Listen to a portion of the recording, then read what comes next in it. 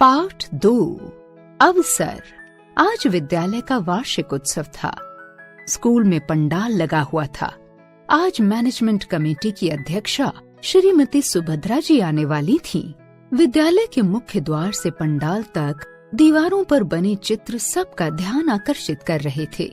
विद्यालय में आने वाला प्रत्येक व्यक्ति मुक्त कंठ से उनकी प्रशंसा कर रहा था।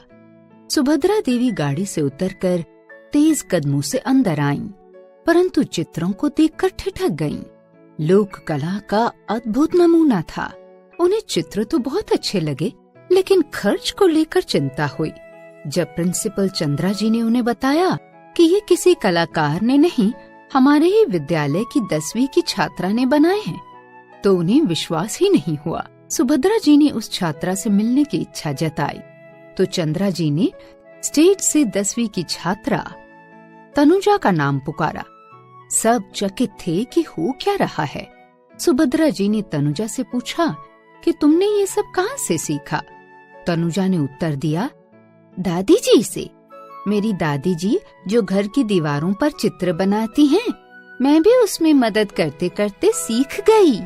सुभद्रा जी ने तनुजा के अंदर छिपी प्रतिभा को पहचान लिया था। उन्होंने प्रिंसिपल से कुछ कहा। चंद्रा जी ने माइक पकड़कर लोगों का अभिवादन किया और तनुजा का परिचय करवाया।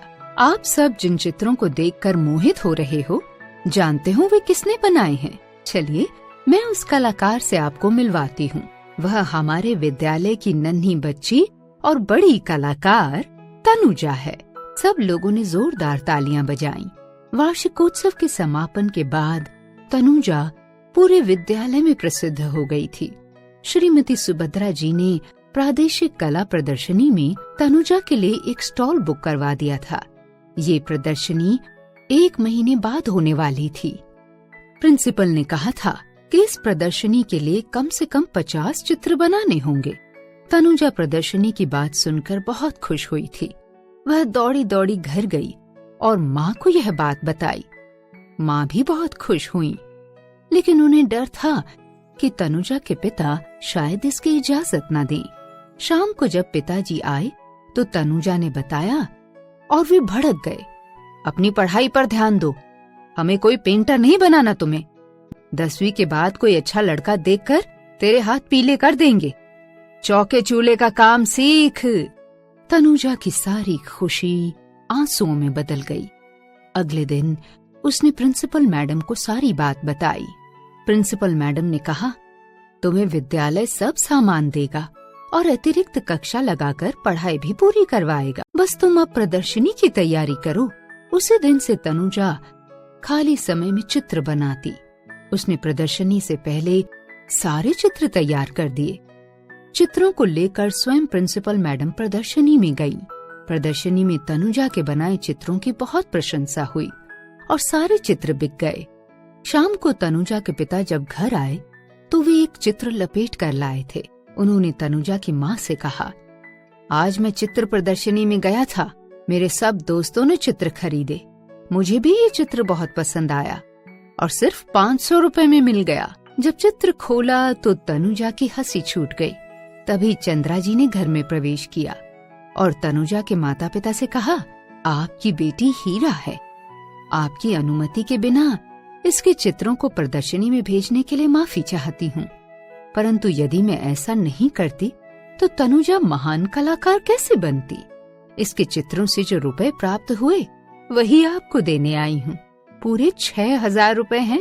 जब चंद्रा जी अंदर आईं तो चित्र देखकर चौंकी। अरे, ये तो तनुजा का बनाया चित्र है। ये तो प्रदर्शनी में बिका था। आपके पास कैसे आया? अब तनुजा जोर से हंसी। पिताजी को भी समझ आ चुका था। उन्होंने मैडम से क्षमा मांगी और रुपए लेकर बोले, इन पैसों से मैं इस चित्रकार के लिए सभी जरूरी सामान खरीदूंगा। मेरी बेटी बहुत बड़ी चित्रकार बनेगी। चित्रकार कुमारी तनुजा। सब जोर से ठहाका लगाकर हंसे।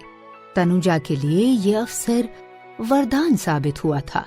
अब उसके सामने भविष्य के सपने साकार करने का अवसर था। एक अवसर ने तनुजा का जीवन बदल दिया। हमें जीवन में मिले सुअवसर का लाभ उठाना चाहिए।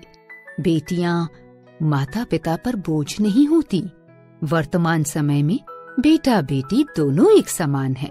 यदि उनकी प्रतिभा को निखारने और उभारने का अवसर मिले तो वे भी बेटों की तरह ही हमारा नाम रोशन कर सकती हैं। बेटियां बोझ नहीं बनती, वे तो दो दो परिवारों की जिम्मेदारियों का बोझ ढोती हैं।